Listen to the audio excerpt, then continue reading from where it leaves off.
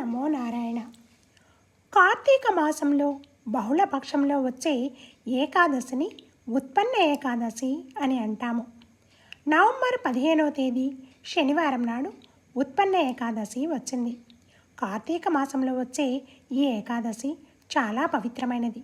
ఏకాదశి రోజున చేసే విష్ణు పూజల వల్ల విష్ణుమూర్తి సంపూర్ణ అనుగ్రహం కుటుంబంపై ఉంటుంది. మన కుటుంబంలో ఎలాంటి కష్టాలు లేకుండా అష్టైశ్వర్యాలతో జీవిస్తాము.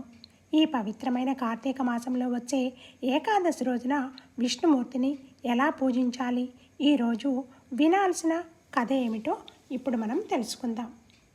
మురాసుడు అనే ఒక రాక్షసుడు తన రాక్షసత్వంతో ప్రజల్లో భయాందోళనలు సృష్టించేవాడు. ఆ రాక్షసుని చూసి దేవతలు భయభ్రాంతులకు గురయ్యారు. అప్పుడు వారందరూ మహావిష్ణువు సహాయం కోరారు. మహావిష్ణువు ఆ రాక్షసుడితో 100 సంవత్సరాలు యుద్ధం చేశారు. అప్పుడు మహావిష్ణువు విశ్రాంతి తీసుకోవడానికి గుహలోకి వెళ్ళి అక్కడ కొంత సమయం నిద్రిస్తారు. ఆ గుహ యొక్క పేరు హేమవతి. అప్పుడు ఆ రాక్షసుడు మహావిష్ణువుని చంపడానికి ఆ గుహలోకి ప్రవేశిస్తాడు.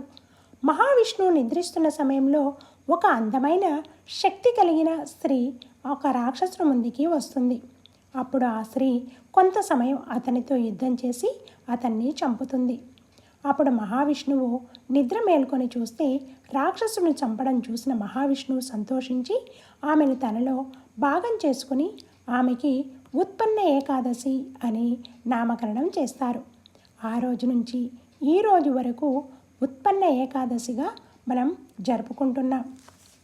ఈ ఉత్పన్న ఏకాదశి రోజు ఎలాంటి పూజ చేయకపోయినా సరే మీ పూజా గది ముందు కూర్చుని ఓం నమో భగవతే వాసుదేవాయ అనే మంత్రాన్ని 108 సార్లు జపించాలి. ఈ మంత్రానికి ఉన్న శక్తి అంతులేనిది. ఉత్పన్న ఏకాదశి రోజున ఎవరైతే ఈ మంత్రాన్ని 108 సార్లు జపిస్తారో అలాంటి వారికి భోగభాగ్యాలు కలుగుతాయి. అంతేకాదు, ఎలాంటి పూజ చేయకపోయినా ఈ ఉత్పన్న ఏకాదశి రోజు ఈ కథ విన్నా చాలు, సర్వ పాపాలు నశిస్తాయట.